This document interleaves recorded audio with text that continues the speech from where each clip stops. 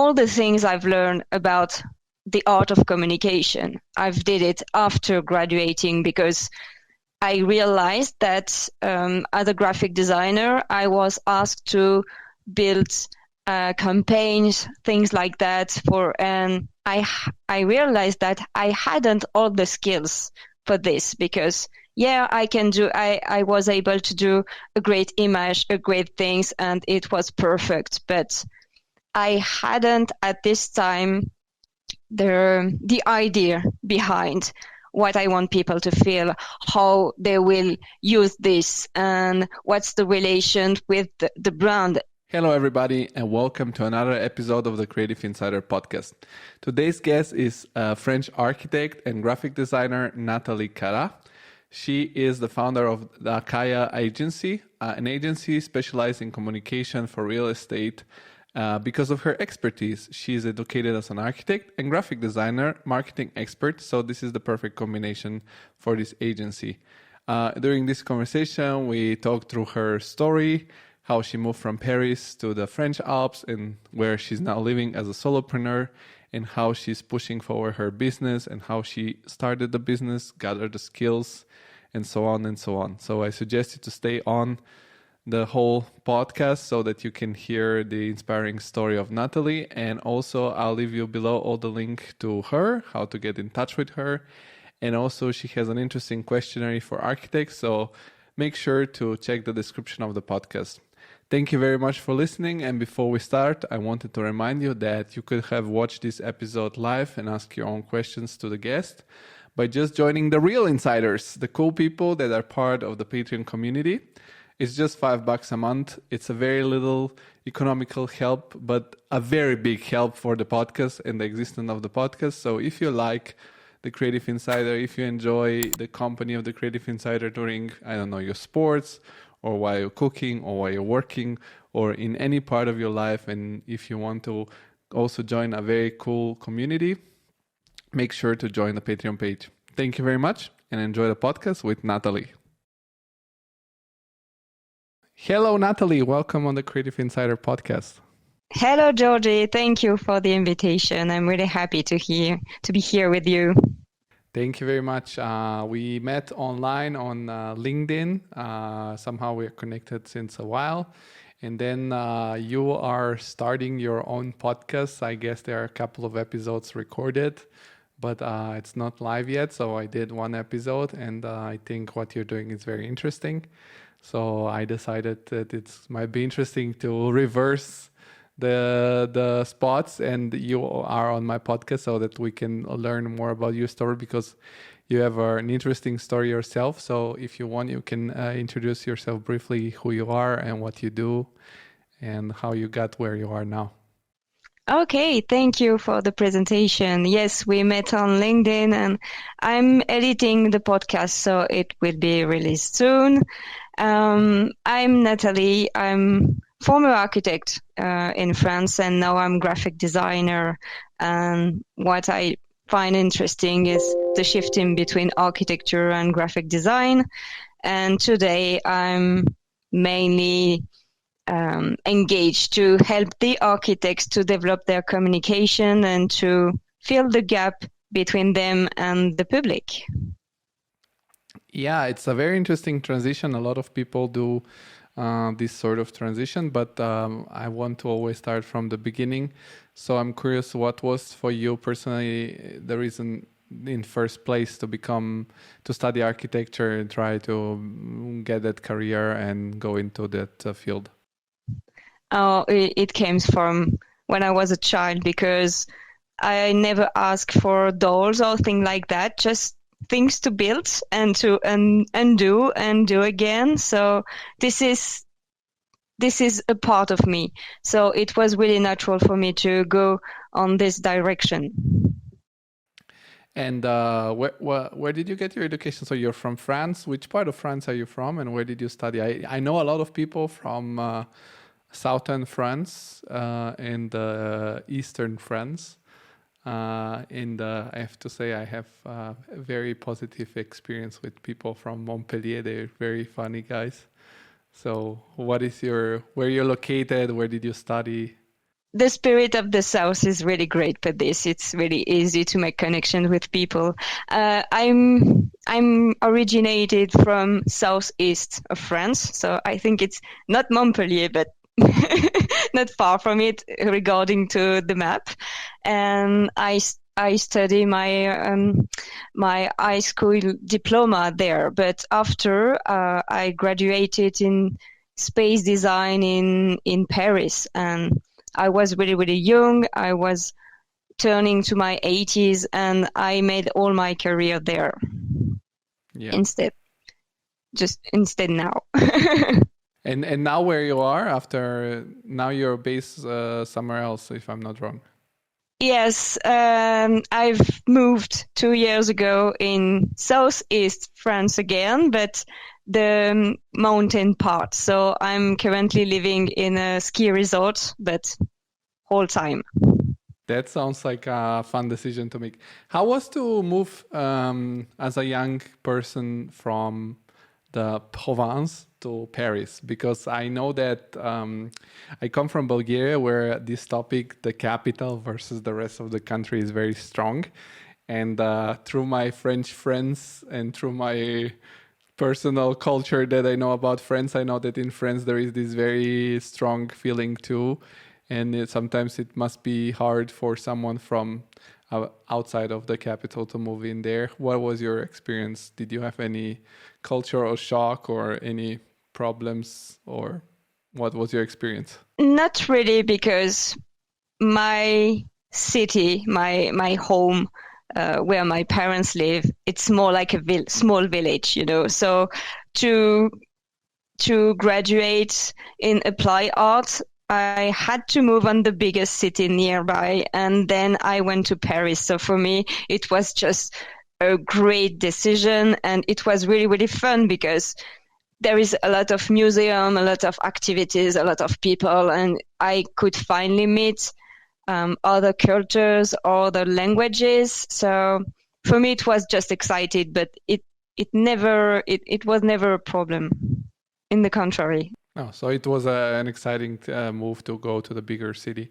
And you mentioned you study spatial design. Is that architecture, or is that some subordinate faculty to architecture, or is it something specialized in a specific field? Yeah, in fact, since the beginning, I always chose the more artistic way to graduate. So for my high school diploma, it was applied art. I had design. I had, I don't know, sketches, drawing a lot,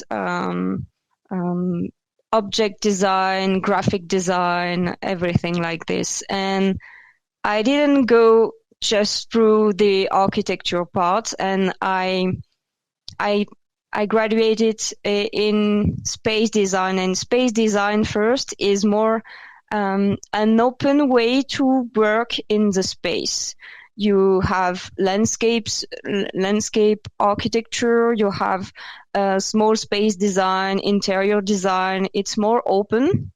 We are not so focused on the structure, but really much more on the concept. And this is after that I decided to go through the architecture core and have a master's degree on it. So your bachelor was in this space design, spatial design, and then you moved to a master degree that was more traditional architecture master degree. That's true. That's correct. Also in Paris, everything in Paris. Yeah, the master's degree, it's a small town next Paris. It's named Versailles. Maybe you know it. Yeah, we know so, that. Yeah, and the school is really, really great because we are studying in old buildings just next to the castle. So it was beautiful place to work and to study. Yeah, Versailles is cool. For everybody, know that it's cool, and for the Americans, go Google it so you know what it is. That's just a joke. I had some friends that went to have an Erasmus experience there. And once you graduated from school, what was your first professional career in France. Did you start working in a traditional architecture office, or what was your first professional experience? At least my first professional experience started 4 years ago because I had to work during my studies. So the first experience was with another field. It was more communication fields. I worked for a survey agency. I had to watch TVs and hear radios and make resumes. So it was the best job for the students. And this helped me to enter in the active life, because architectures need you to be really autonomous and take care of yourself and being able to do the things really rapidly and after that, I find my first job in a small agency, and I stayed there almost 2 years. So it was a great beginning, the small agency, for me, in order to see how the things worked, but having the space and the time to ask people and to learn and train. I see. And why didn't you go for a job that was, because you mentioned, because the architecture offices are not so flexible in France to accept you as an intern while you're studying? This thing didn't came in my mind because I started my work. The fact is, it was easiest for me to find that other kind of job because I had to work on the weekend or during holidays, so that didn't enter in conflict with my study, and it was really important for me to stay focused on the school and the thing I studied. So I didn't want to shift half a day with something and the rest of the time learning. And I don't know how is it in other countries, but in France, you can choose some of the thing you are studying, but it's not really flexible. So I couldn't miss a lot. For me, it was important to find the right time. Yeah, so it's similar to Italy. Italy also, you kind of pick some of the things, but most of the things they just assign them to you, and then you have to be also there. Some also for some classes you have to sign in every time, and you cannot be away for many hours. So sometimes there is this signature mafia where people sign in for you because you cannot go. But yeah, that's an Italian thing. And what was your? I've seen this on my school too, but only because in the end nobody was in the course, so it was a problem. For me, it wasn't the obligation thing. It was that there are so deep questions for me. I needed to be there to really understand and practice, and it was more related to my way of learning architecture. Maybe other people could do different, but we were not too many people to work in the same time because it's a hard pace to follow. Yeah, I can imagine. And what was your first architectural experience? Because you said that was just 4 years ago. What was your first experience in an architecture office? You mean as a job or internship? Whatever, like just what you've done, how you started. This first was for a teacher, actually. I worked with him a few months, and he had a really tiny agency, and I have the responsibility of a whole project, taking the measurements on the building and build the sketches and make him some different proposal and building the final document. So it was really exciting and really, really rich because I learned a lot, and we had the time to discuss and explain me some, all the the law things is really heavy in architecture. So having the opportunity to learn step by step was really, really good, great. And that was a real job or an internship? It was a new thing the school established. It was we had the school developed an association, and through the association you could work with architects, but you were not internship, but you were not a full employee. It was a middle situation, but you had some money for this, so it was halfway. It was some hybrid, hybrid French thing that was totally. And after that, did you have some employed experience in other offices, or you kept working with this professor of yours?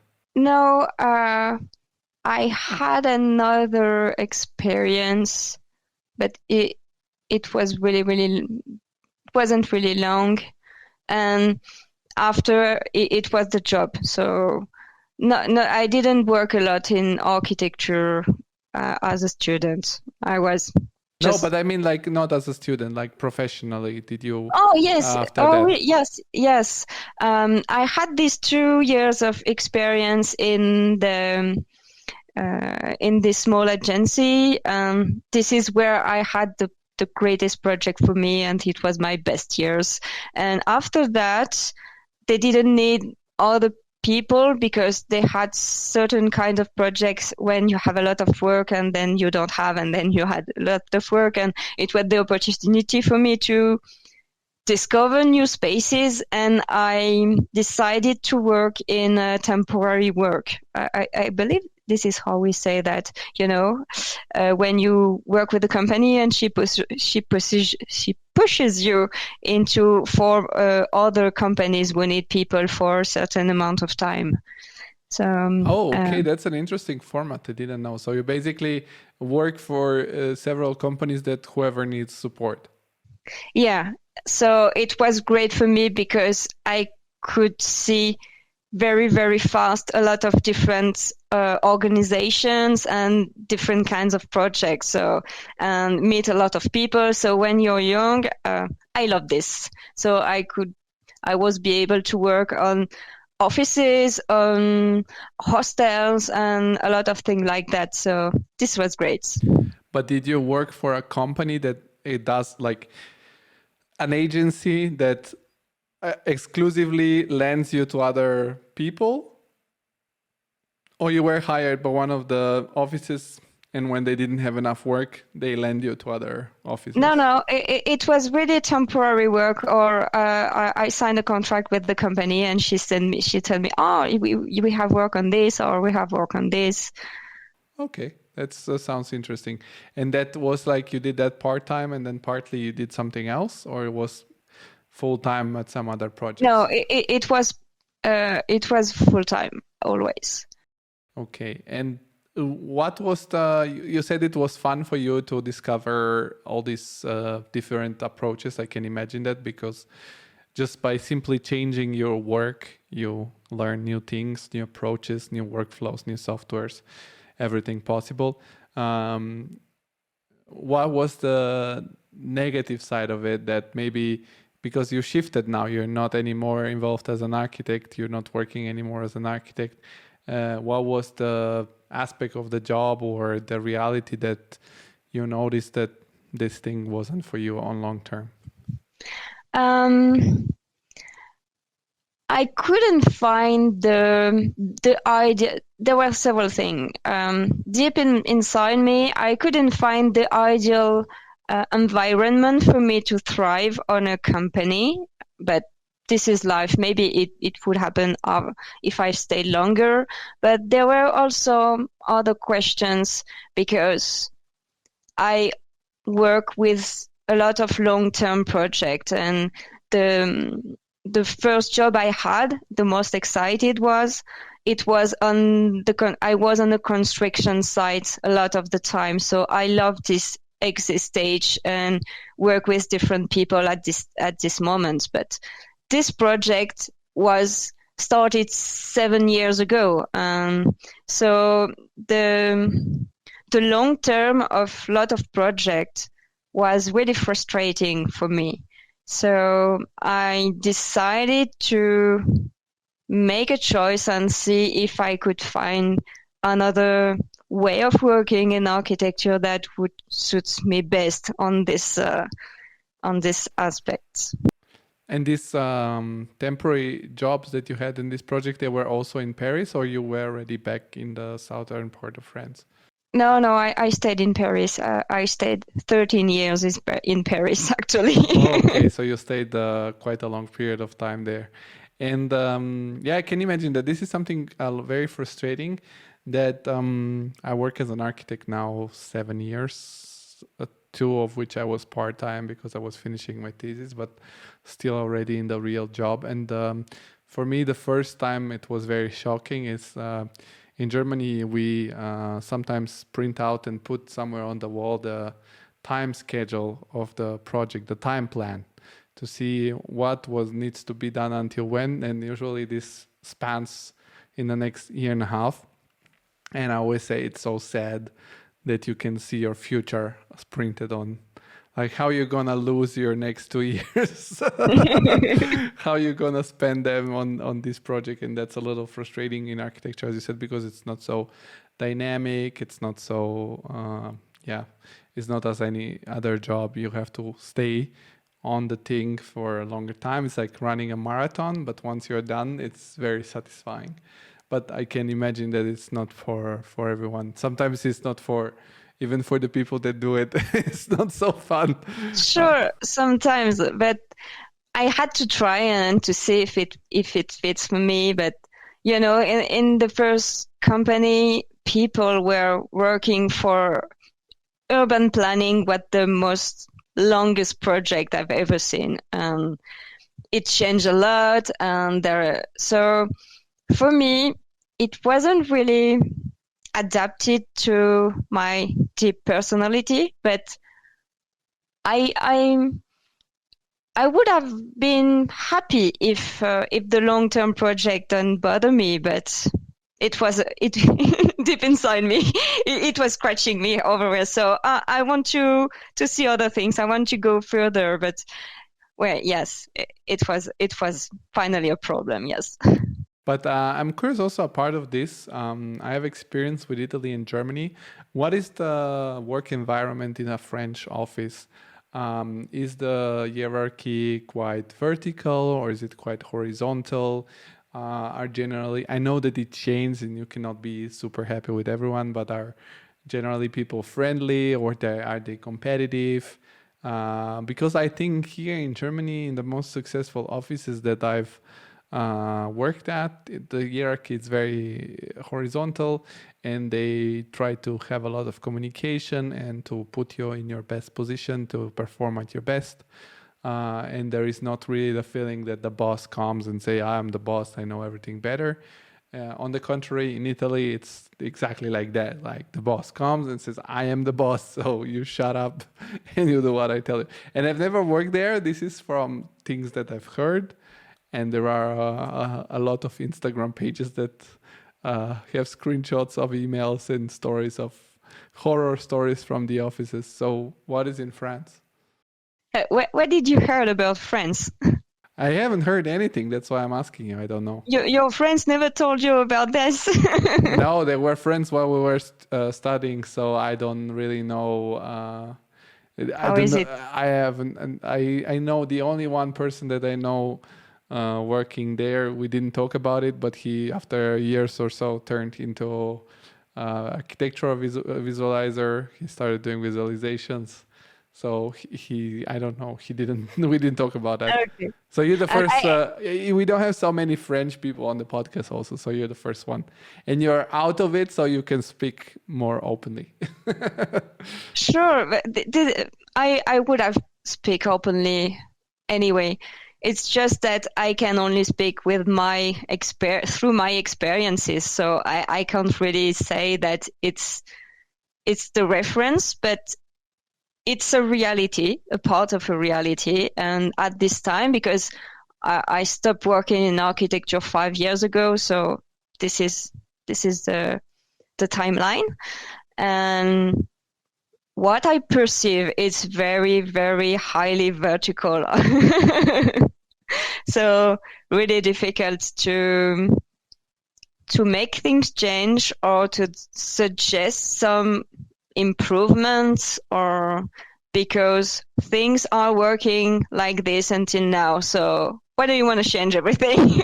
So you have to work hard and to make, from my perception, and to make them understand that your point of view can be valuable and can be understood and heard. But for me, it wasn't the open-minded people I would like to meet, especially when you're young and go out from school. But it was the game, so I played it. So it's more similar like to the Italian. I think Italian culture and French culture are more similar, despite France and Germany are actually geographically closer than Italy and France.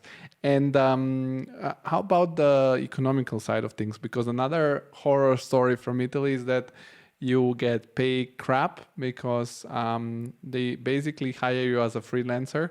It's called like fake freelancer because they actually hire you with conditions that are like you're employed, so you have to show up every day at work, but you get like to give them bills and they pay you as a freelancer yearly. So what is the deal, at least in that sense, in France? Is it okay? I mean, no countries that I know you work as an architect and you become rich that you can really spend your money. But if it was okay to, I don't know, live okay in Paris or in France in general.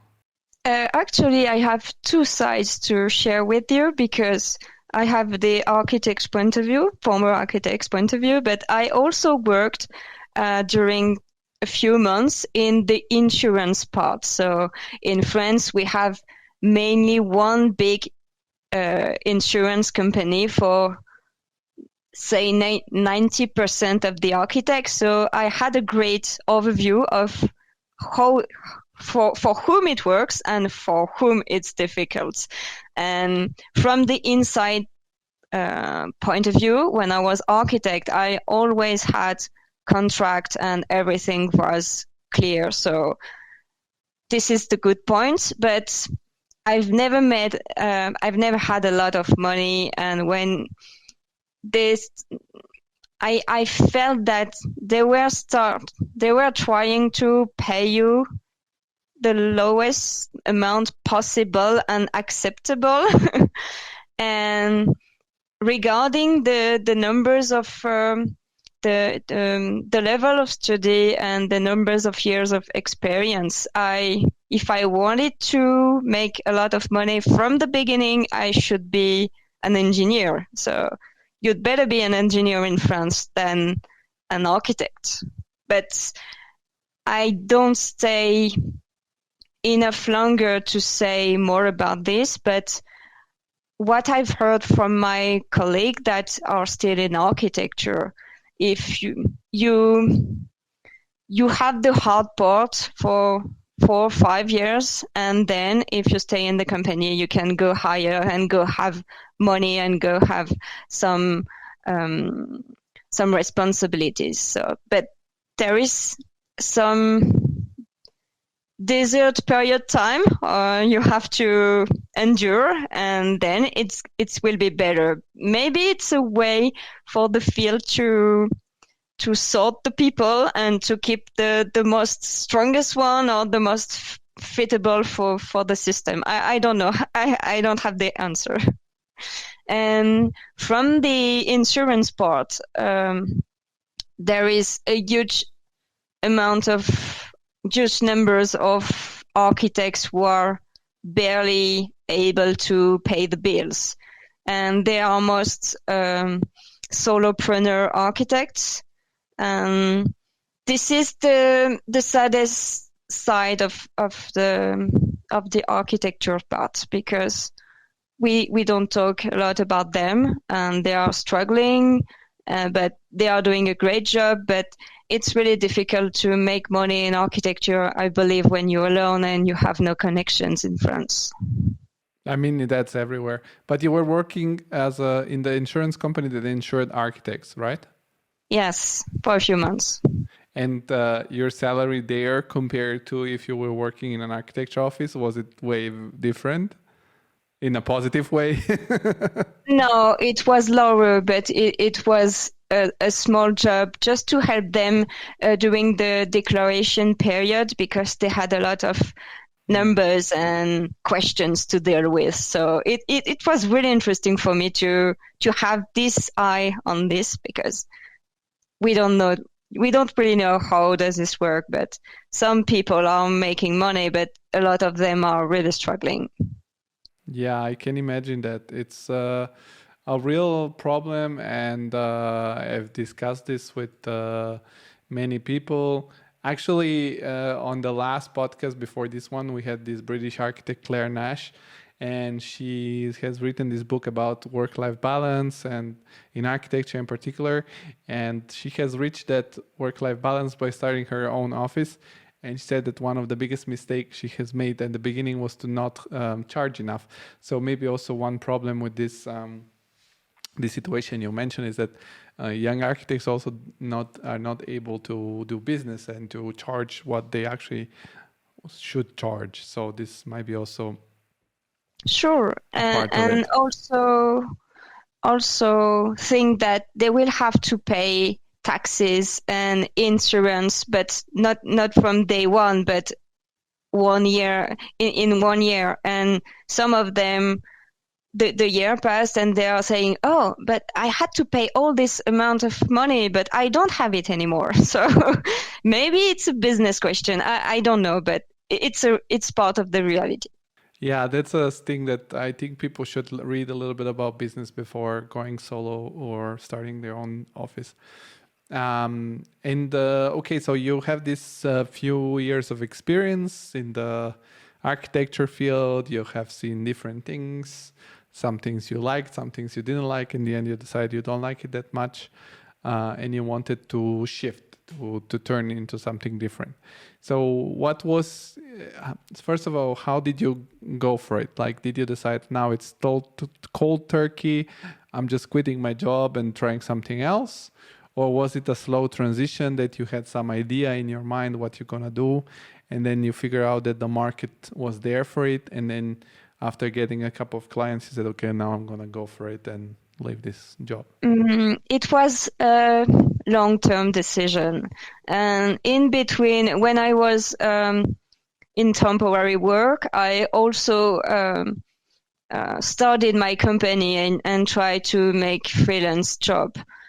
Because I was saying myself, maybe working for somebody wasn't my type, but if I build my company, maybe I will enjoy it more.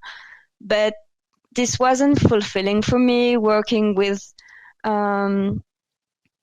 directly with the public. Actually, I did some small project about renovation houses, and I love renovation and I love the housing questions, but dealing with this kind of public was really challenging for me, and maybe I wasn't ready enough for this.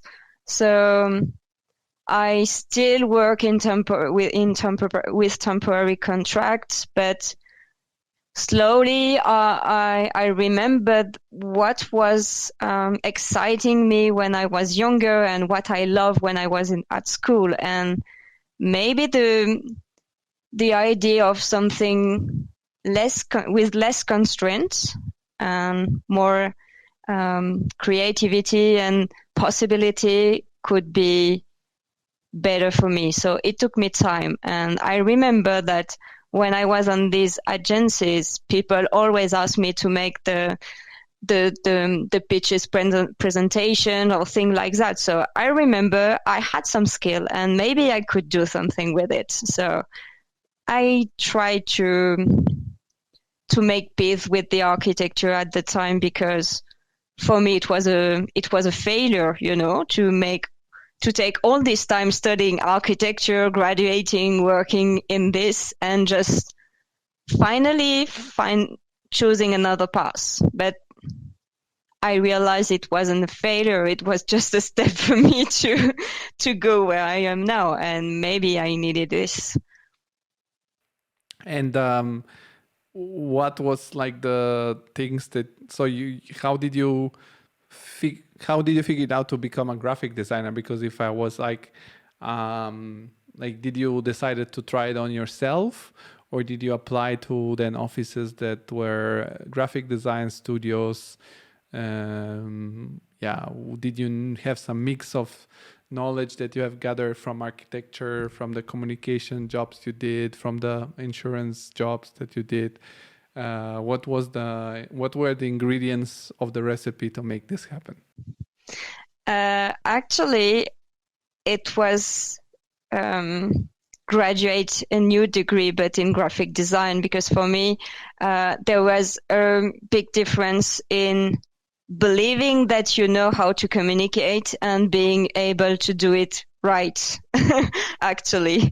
So I go back to school during my job. So I chose a special way of doing things. You are learning at night, and it's online courses, and you just have to go to the building at the end of the year to pass your diploma with other people, like normal people. But I just study at home. So it took me 2.5 years. And when I had my diploma, I just tried to find something in between, because I didn't want to be in something too much different. So during my study, I work in a great communication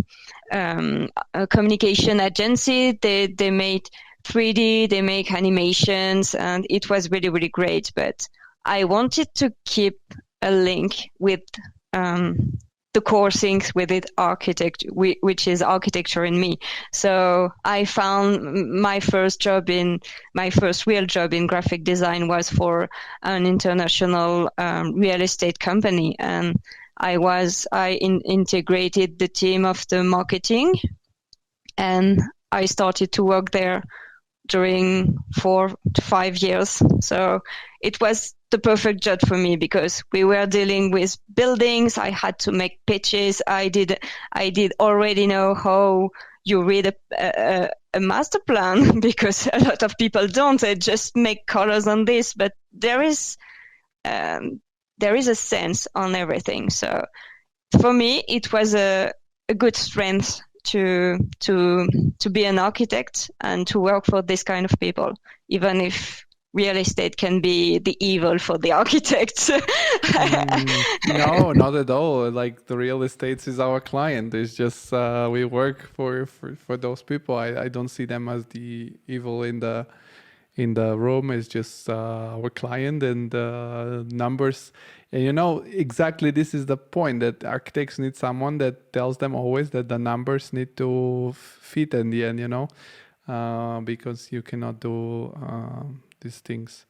So it sounds great, because I've been talking a lot about this podcast, that you can create something better by putting together ingredients that weren't together before, right? So you have this architecture knowledge that usually you would apply only as an architect, but if you combine it with communication, graphic design, and marketing, then suddenly you're way more valuable for a real estate company, and with these double skills. I can imagine it was really hard to work and study in the evening for 2 years, so I guess your life was affected by it, and that's something also that people have to endure, but it is what it is. And I'm curious if then moving to the real estate, then looking on the economical side of the things, it was then better than being an architect. I don't know.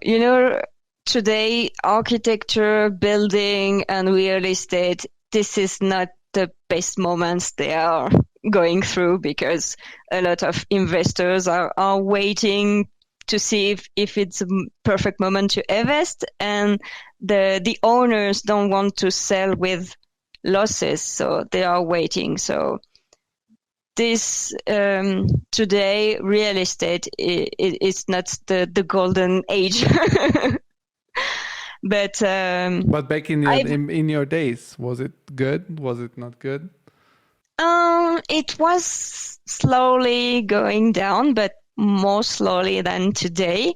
And it wasn't really important for me because I had a contract with them. I work with them. So it's less difficult when you are inside the company than working for the company, because you have to now I have to find my clients, and I nobody gives me work just like that. So this is the main change when you are creating your own business. You have to learn how to find your new clients and how to sign it. So this is the big change. But I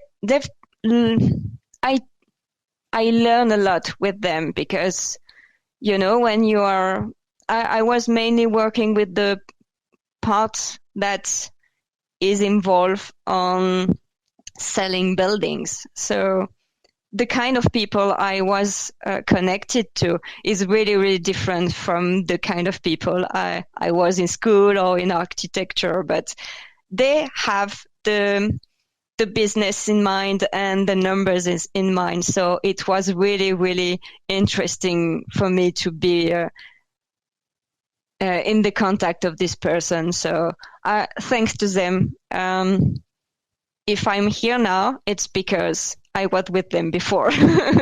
No, of course. But what I was meaning is that, for example, here in Germany, I know a lot of people that studied architecture and then ended up working for a developer, because a developer needs architects, because you need someone that defends your position in front of the architect, right? Because otherwise you wouldn't know what you want, you wouldn't know. So basically they work as a client, because people might not know this, but in architecture, the client has job to do. It's not that you have to know what you want, you have to understand what wanting something means. And like if we take like an architect's salary, and then you move the same person with the same experience on the developer side, you take the salary and make per twice at least, and then this is what you get. And that's why a lot of people go to work for developers. So I was curious also, because you have invested time into studying architecture, then you have invested time and a lot of, I guess, emotional pain to study and work same time graphic design. Was it then at least the salary rewarding for this couple of years when you were there? Yeah, but I really understand this. But getting older, if I may say it, I understood that maybe the world is not fair. So at some points we have choices to make, and some people made this choice because they need money, they have other projects, and sometimes they may choose the in between. I will work with the promoters for a few years, and then I will go back to other things. It's just really sad that you can't have the equal salary for your work and your investments, but I believe this is our society now, so we have to adapt. Well, I would say that, I don't know, maybe here in Germany we're very well, what is it called? We're a little, like very well used to it, because I think in Germany it's, I can compare it only to Italy, and you cannot really complain much about it, because the salary, it's really, like, compared to the worldwide situation, really comfortable. Like, you're not rich, but it's comfortable. You like feel okay. It's worth it. So yeah, it's not cool to hear, but that's why I'm asking, because people have to know that, I don't know, maybe sometimes you have to do something just because you want to do it, and not look back at the economical reward. And actually, a day ago, and something I listened to this podcast, which has nothing to do with architecture, with Paolo Maldini, who is a very famous football player in the Italian history, and he's now the manager, like boss, really manager, like of the AC Milan football club, and he's a legend there. And he was explaining that a lot of players left the club for money, and he didn't do it, but he came from a family that was quite rich, so he understands that not everybody comes from the same place. So he said he didn't judge players who left for economical reward. And I thought it's very true also in every industry, that sometimes, you know, you have different character, you have different, you have to always, there is no universal solution for everything. You have to do what suits you. But besides that, I'm very curious also, you studied both architecture and graphic design. Some architects say that until you don't build buildings, you're just a graphic designer as an architect. What were some skills that you learned in this school? I mean, probably a lot, but what was kind of easier for you to learn because you were an architect? I guess some proportion, some sense of colors was maybe easier. I don't know.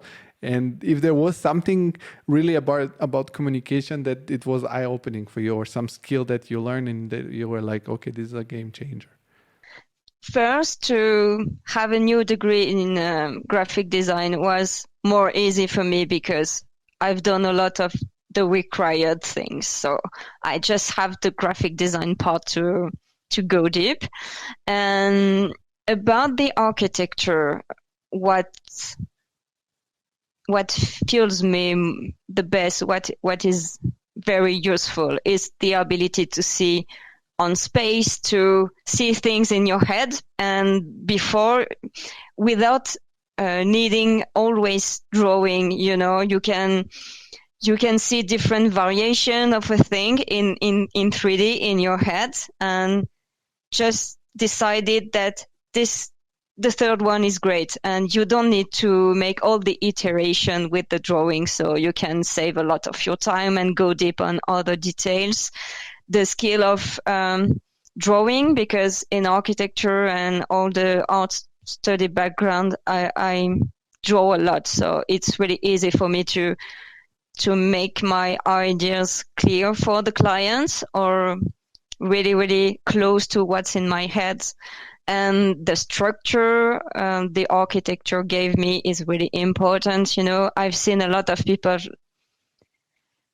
with really messy files in their computer, and you know, all the process of leading a project, it's really, really precise in architecture and really, really strange. And this is really, really good if you want to iterate, and if you have, I don't have a long-term project as architecture, but if it's a few-month project with different peoples that working with me, it's really important to be organized and to be able to store everything on the right place and giving a name, because I've never had a project with files named final.2.3.4, maybe final, but we don't know. So things like that I don't have. And this is something you don't learn at school, but this is highly valuable when you are on your own, you know, being able to work fast and efficient. And the working in different agencies helped me a lot to learn how to work with clients and different people, because we are dealing with much important matters than just the color of something. So you are really talking about a life of people. You know, when I was an architect, I remember one night I just woke up and asked myself, "Oh, did I made the right count for the fire escape?" and just, okay, it's okay. I can go back to sleep. This never happened. That happens now. But the importance of the details I've learned in architecture helped me a lot with the design, because the kind of design I provide now is really, for me, high qualitative. I don't want to let the details everywhere. So I like the thing clear and chosen and strong. And these are, for me, typical from the architecture side. No, yeah, totally. I can relate to the fire escape stairs situation. Or every time before a presentation with the clients, I would tell all the other members, check the numbers in the presentation. Because, maybe I missed something, so it happens a lot. And every mistake means a lot of money, a lot of, I don't know, sometimes lawyers involved. So I can imagine that that's something nice not to have in your daily life. And how about, you learned a lot about design, of course, and this, as I said, I imagine that some things were helpful for you from architecture. Did they teach you something about communication itself, like how people react to a certain communication, how to, I don't know, if it's only purely graphic design or if it's also how to, how people respond emotionally to different messages? Because I mean, at the end of the day, if a building is used to live or work or whatever you're using it for, graphic design needs to get your attention in a certain way, gives you a certain feeling. It's sort of a controlled art, I would call it. Like, it's more like oriented art on achieving an objective. I wouldn't say oriented, but I see what you want to mean. Because in architecture, when you are choosing a certain type of materials, you want people to feel something, or you have an idea in mind. So in graphic design, it's the same, but we have more parameters to take to keep in mind, because there is the feeling, there is the words, there is the image, there is the channel. So it's a lot. And your question is really, really interesting, because graphic design study, it's only about graphic design, at least at this level in France. And all the things I've learned about the art of communication, I've did it after graduating, because I realized that as a graphic designer, I was asked to build campaigns, things like that. And I realized that I hadn't all the skills for this, because I was able to do a great image, a great things, and it was perfect. But I hadn't at this time the idea behind what I want people to feel, how they will use this, and what's the relation with the brand. Is the document I will provide to the people will be really enough accurate for the goal they want to achieve. And the communication part is more related to marketing, and marketing is the S word in France, but we need it. The television ads made a lot of pain to marketing, but today we need to, and I believe that we need to understand how people hear messages, how people react to messages, in order to address them the best way they can understand. And this is the way I took the marketing thing in my work now. So you basically start thinking how people will think about your message, how they will react to it. How I want, because I can control. How you would like them to react to it. Yeah.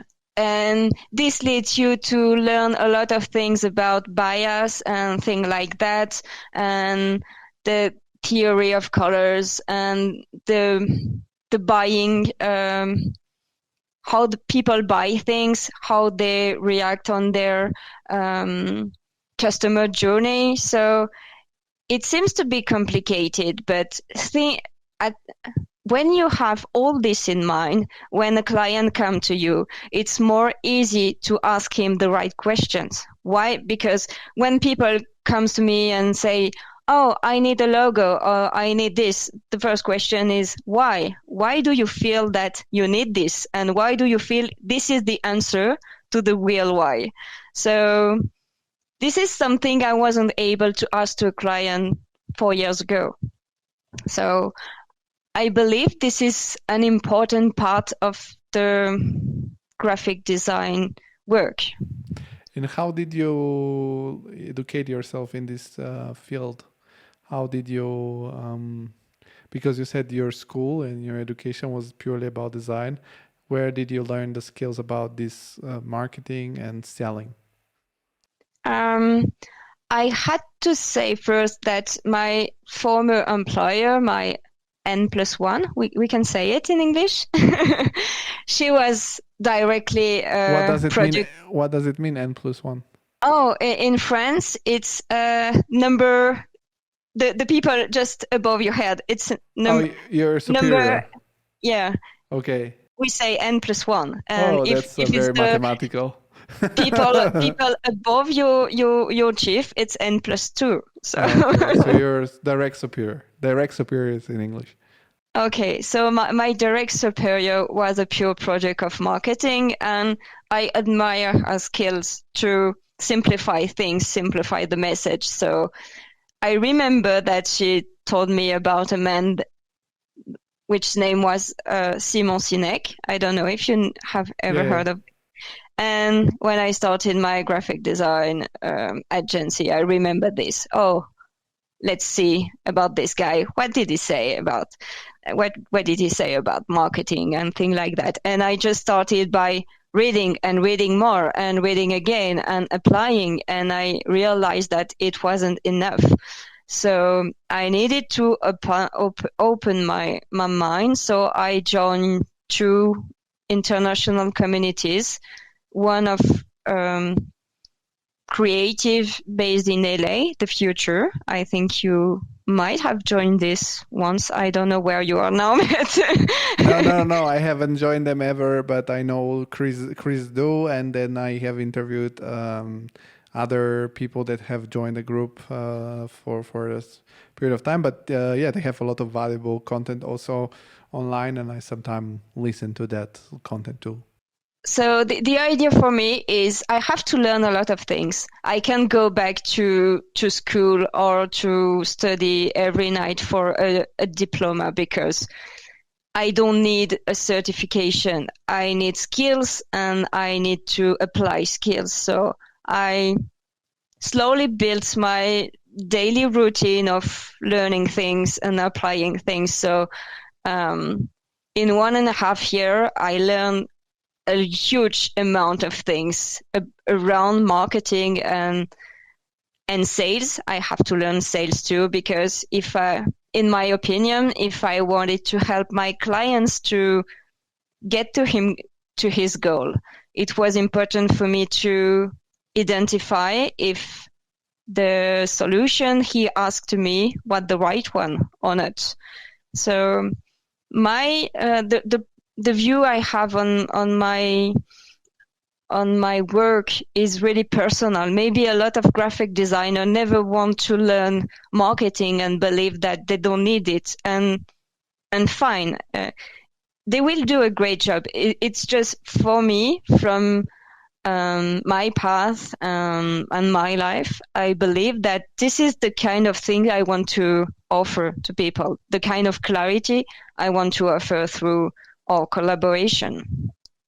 Yeah, that sounds fair, like to deliver what you're promising it.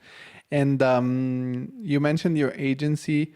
How long time ago, at what point you decide, okay, now it's time for me to go solo, to start my own agency, which it's called, I don't know how to pronounce this I think it's Ashaya Design? Yeah. Great. My French is getting so good. You're getting better and better every day. So what is it about your agency? How did you decide you wanted to start it? Was it connecting with you moving back to the southeast of France? Yeah, I'm very curious because I think a lot of people daydream about starting their own business in some form. It at this moment, I've passed mainly 5 years in this real estate company, and I realized that there were no future for me to evolve in this. First thing, and the second thing is I realized that I have a lot of creativity to give, and I love to experience a lot of things, and maybe working for some people directly that are telling me how to do things and when to do things. Maybe it wasn't the right equation for me. So the idea of leaving the company was persistent in my mind the last year. And this last year was also the years of the COVID. And I started to work home because I was part of the people who still work at home. Some people didn't have any work, but it was, I had a day-to-day work, but at home, and I felt really comfortable.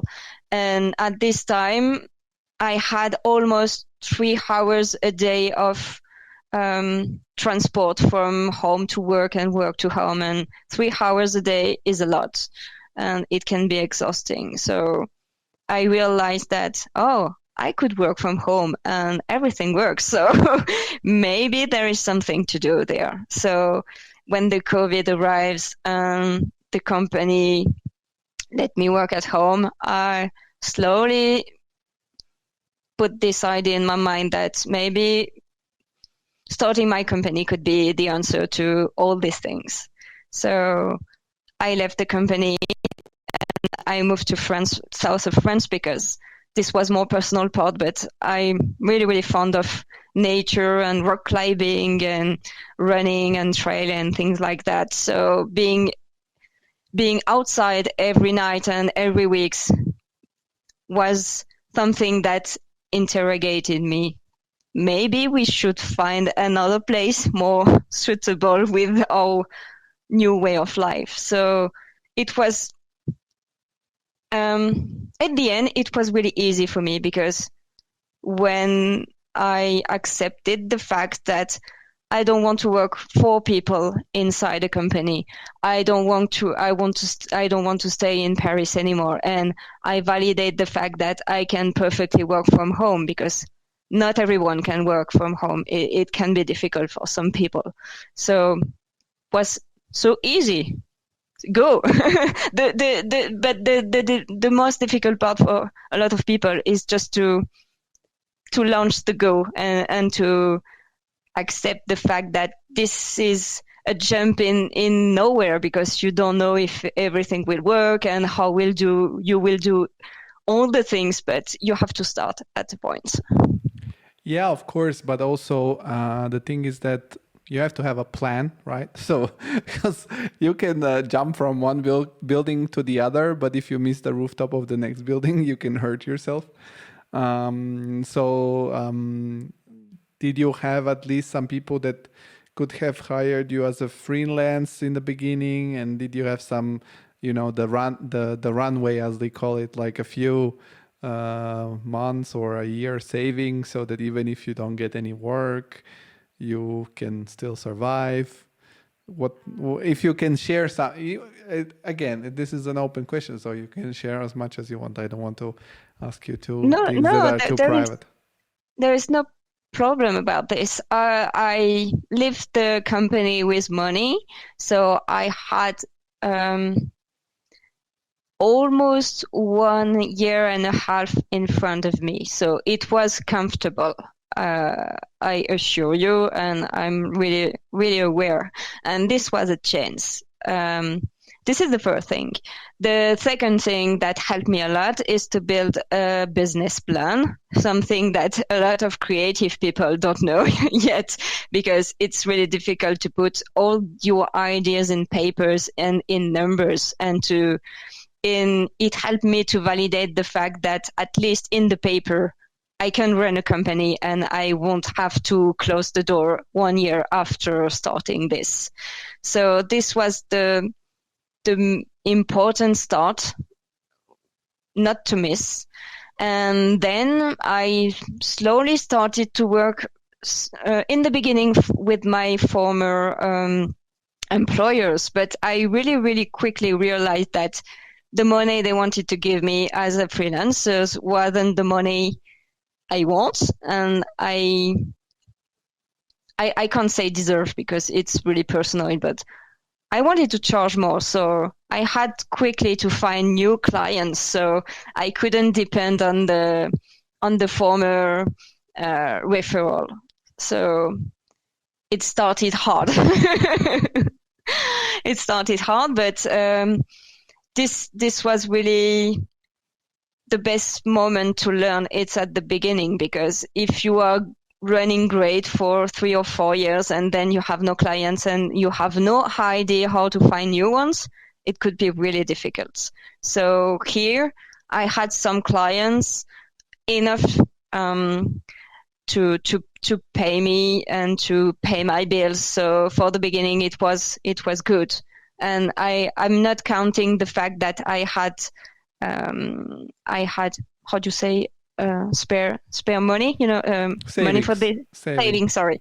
So I didn't need to use my saving because my company was okay since the first year, but it asked me a lot of consistency and energy and focus. Focus is really, really difficult because you have a lot of things to do. You don't know where to start, what is important. So there were 2 or 3 months I didn't work a lot. I was just deep on how I can build my website, what kind of clients I have to reach, how I can to reach, or I have to build case studies in order to make them to know what I can do. So this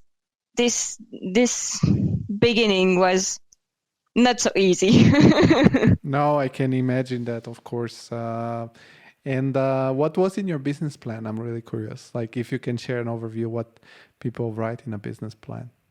There is a lot of pre-made models that you can find, but it can be intimidating because a business plan is more text and numbers. There is no graphics or thing like that. So you have to explain who you are, what kind of study you made, why you believe, what is your project. I want to build a company with just myself and I don't want to hire people for the first year.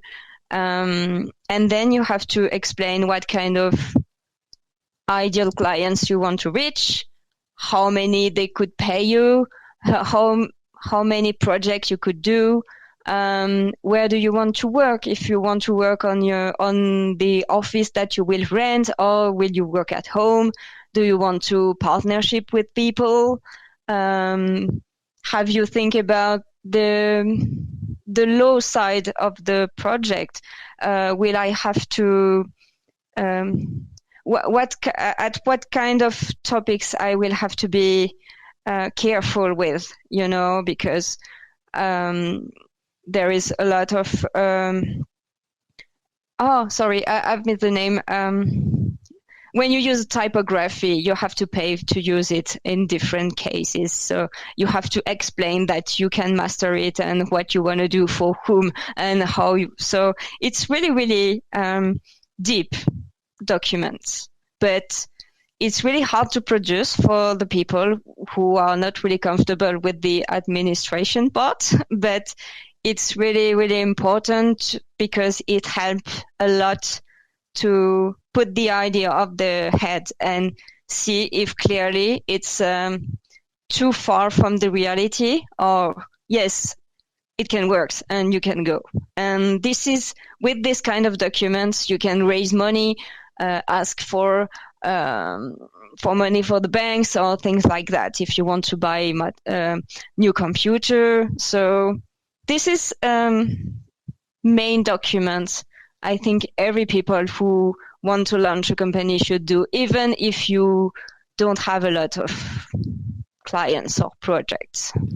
So basically, it's explains what service you want to offer and how you can offer it. So it's kind of summarize a sort of a forecast of how much money you want to make and how much money you need to spend to make them, and how much money eventually will stay in the end.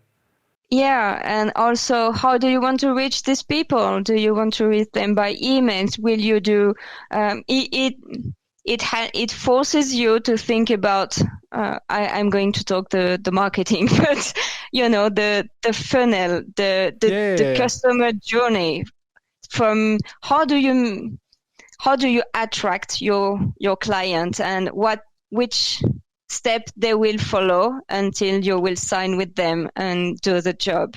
So this is really, really big thing.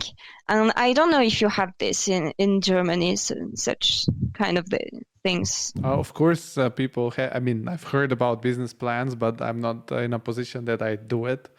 I've heard about it maybe on the future YouTube channel, or just by reading books that I like to read. But it was curious to hear what from you that you have done it in first place, and maybe it's more useful for me and for the people who are listening or gonna listen to this. It's interesting, but yeah, I think you gave a great idea about it. But what is the service, the main service that your agency offers? Today, mainly branding for buildings, pitch deck for presenting a building, presenting a new offer. This is the main thing I'm doing now. But what about it, the whole, also, for example, do you do the 3D visualizations of a building, or you just put it together when your clients provide you with their materials? No, I could do, but this is a special job, and the difficulty for the graphic designer, you can do a lot of things. So for me, I have to choose, and my philosophy is just to pick some things and to master it at the top, and being called for this. So for the 3D things, I partnership with some people. This is better this way, and they master their work perfectly, and they are doing this every day, 7 hours a day. So I can trust on them and my clients too. So I suggest you to listen to all the ArcViz episodes of the Creative Insider, so that you can find a lot of people to partner with. Among others, my friend Simon, who is the founder of Horoma Studio, he's also French guy, good friend of mine. Yeah, so it's cool what you do. And how is the market? Is there like, now that you're a little bit in the business, have you managed to cover the expectations of your business plan?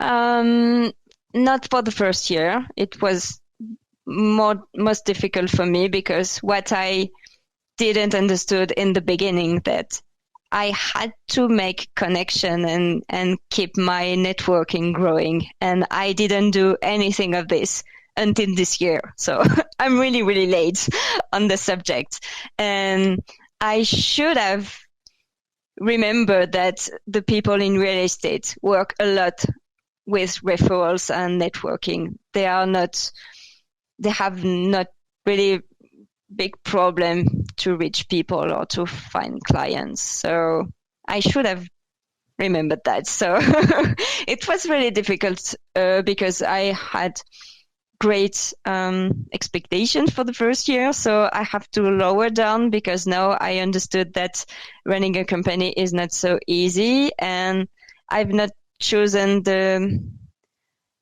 easiest structure of company in France. A lot of people are starting as freelancers, have small taxes, and so it's more easy for them to make money, even if they don't have big projects. They have a little of taxes, so it's okay for them.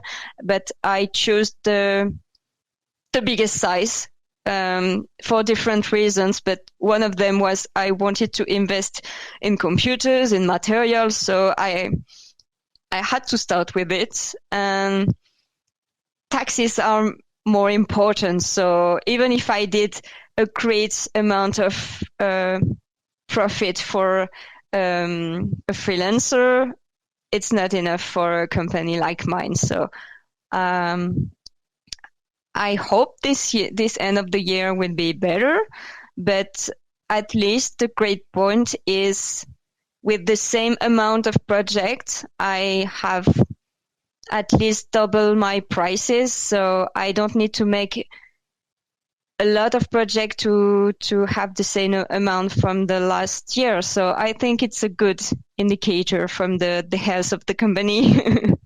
And does help a lot that you live in the Provence and not in Paris, where probably also your expenses were higher?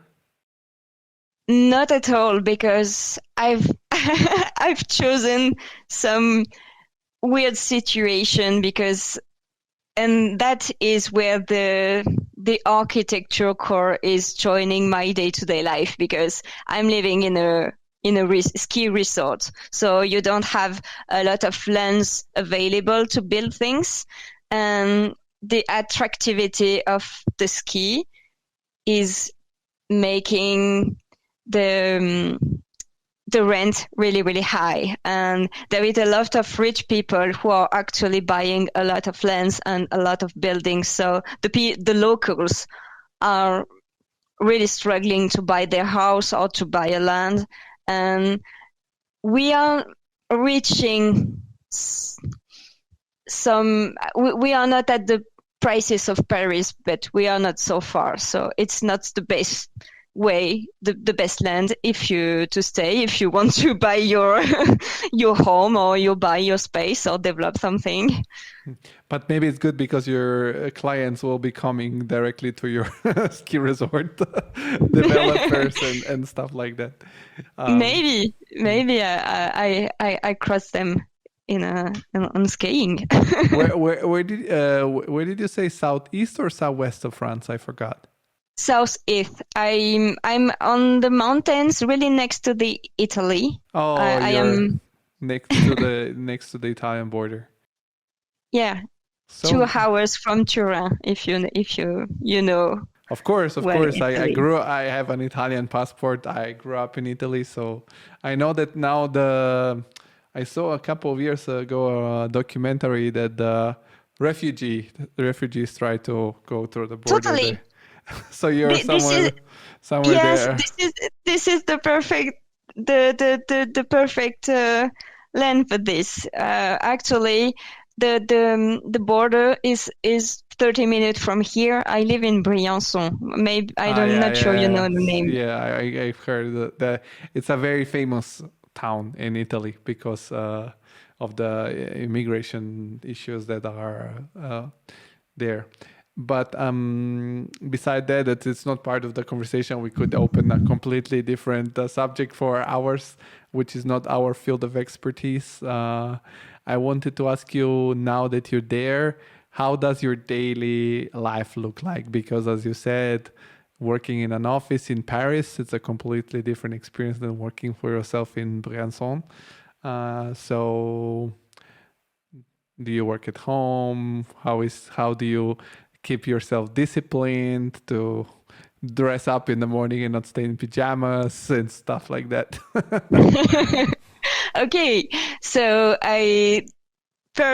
maybe I can make it like a kind of the good step, the good habits I kept. First, I work from home. Walk us through the morning to the evening, like you wake up.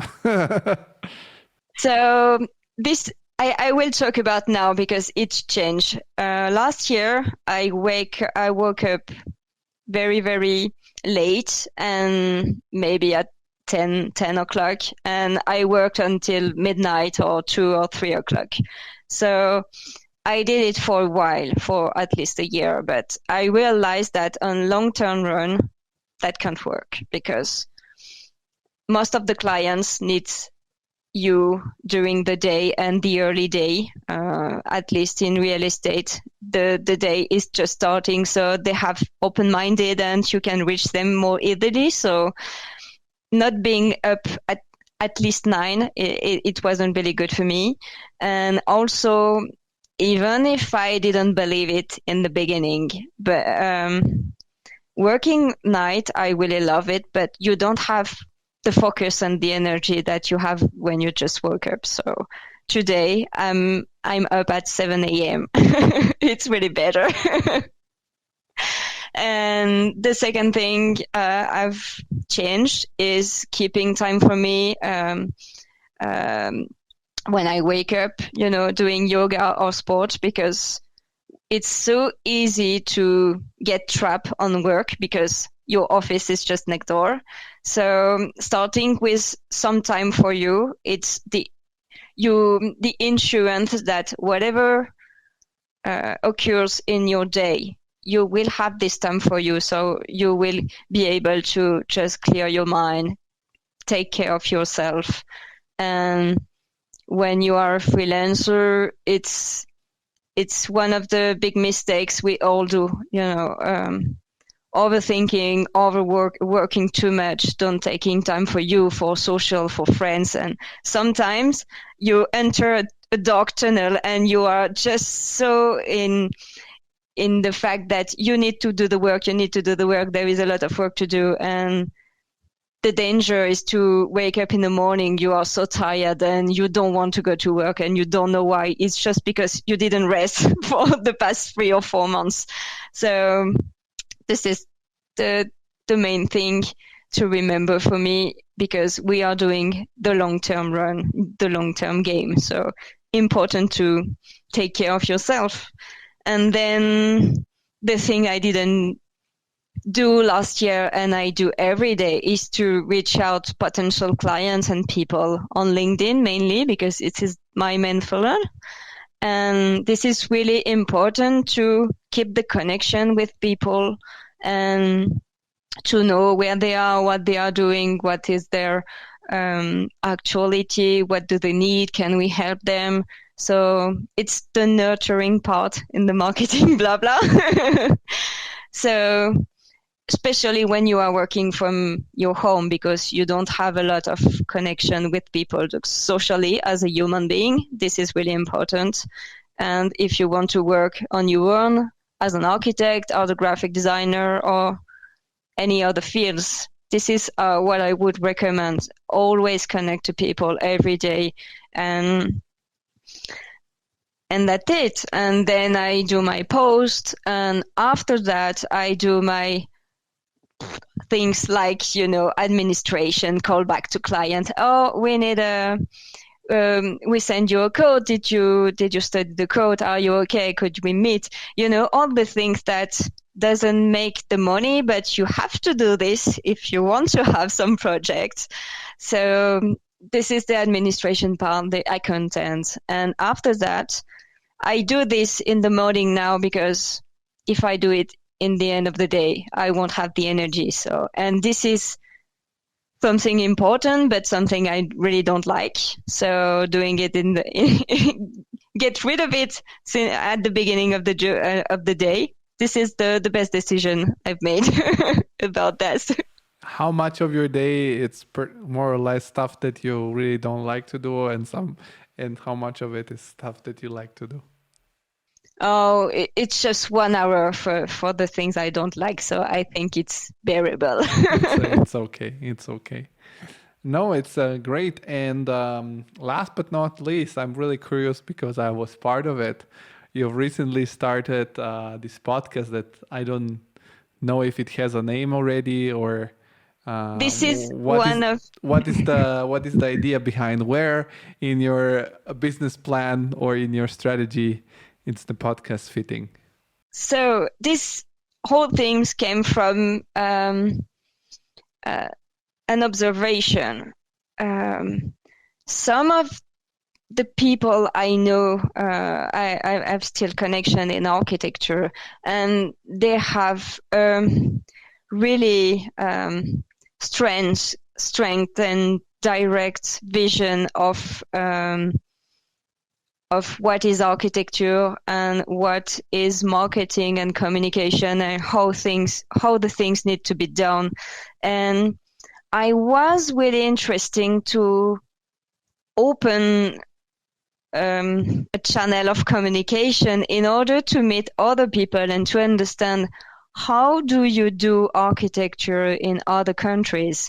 And from the story I lived when I was young architect, and I believe that maybe it could be interesting for the new generation to have all the information I would like to find when I started and I didn't.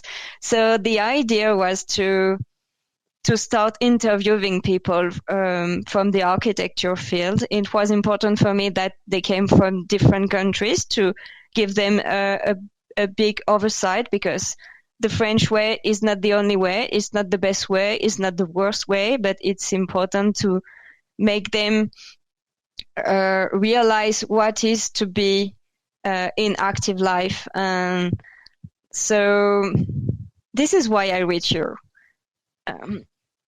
And it was really interesting for me. And the idea is to make a lot of podcasts on this for the beginning. So yes, the podcast is not released yet because I still need a name. I have a brand now, but I still need a name and build a website page to help people to find it really easily. So the long-term run now is to build a community and to give all the information, the insight, and the skills and the knowledge I've gathered from the architecture side and the graphic design side, and give them in order to help them to build the professional life or the company they want. And I hope it will help people. And if it can help just one person, it will be okay. Yeah, I think it's a cool format because I participated myself, and it was very interesting to hear your questions. And I guess that you can, as I said again, scroll through the past guests on the Creative Insider, and you can, because you can find other guests, because once they've talked to me, you can ask them different questions, and every person is different, so you'll have a different view. And I think this is also something that I wanted to contribute, is to create this network of podcasts related to design and architecture, because I got inspired by the stand-up comedians, because they did the same thing. Every stand-up comedian has a podcast, and they go to each other's podcasts, and they have built this sort of network that's pushing forward their whole industry. And I hope that more people will start doing something like you. And it doesn't matter that you don't have a name yet, because no pressure. You have a lot of things on your plate. People should stay tuned into your social media channels and follow up with the episodes as soon as they release. Nathalie, we always end up the conversation with something inspiring. We want to create this, I call it the inspiring toolkit. Everybody shares what inspires them, because as creatives sometimes we have low batteries, or maybe we have more than 1 hour of things that we really don't want to do, so we need to recharge our creative spirit. What are the activities that you like do? I mean, you shared some as your morning routine, but if there are some favorite sports, places that you like to travel, books, music, events, you don't have to mention all of those, but if you can mention something that for you on the top of your mind, it's inspiring. I will just keep two things. The first thing is interconnection with the nature, because it's really resourcing, it's really powerful, and just in an instant you can just open your mind and just let all the things inside go out. And the second one is I prepared a book, because I've seen that sometimes you ask people if you have a book to recommend or a good thing. So this is my favorite book. It's an old one. It's made from Seth Godin. He is the master of marketing for me. And this is the only book who doesn't talk about marketing. So this is really powerful, because it's all about how to take actions. So yeah, I have the idea, oh, I don't like my job. Oh, I would like to go to sport. Oh, I would like to wake up at 7 or 6 or 5. And a lot of the time you don't go. You just think about things, but you don't go, and you say, oh, he can do it, but I can't, or I will not be enough to do this, or I won't be able to do this. And all this book is just, it's just small stories, one page, one story. And this is the most motivational book I've ever read. So if you can have this or read this, I would highly recommend this. And every time you have a flat moment or low energy, it helps a lot for me. Oh, just go at a time, just stop overthinking and just do the things and see what happens. And then you will be able to do your French people, oh, it doesn't work, I don't like it.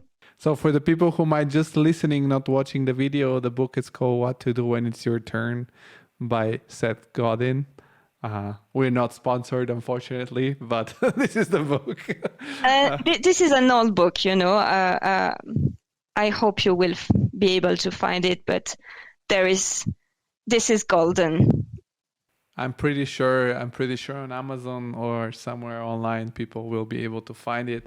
And I think that if a book is so old that you cannot buy it, you'll find it as a PDF for sure.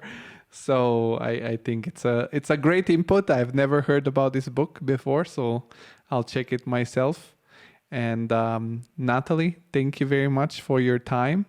Before we end up this conversation, people stay tuned with Nathalie's social media and Nathalie Agency if you need to promote your real estate or create a campaign and communication.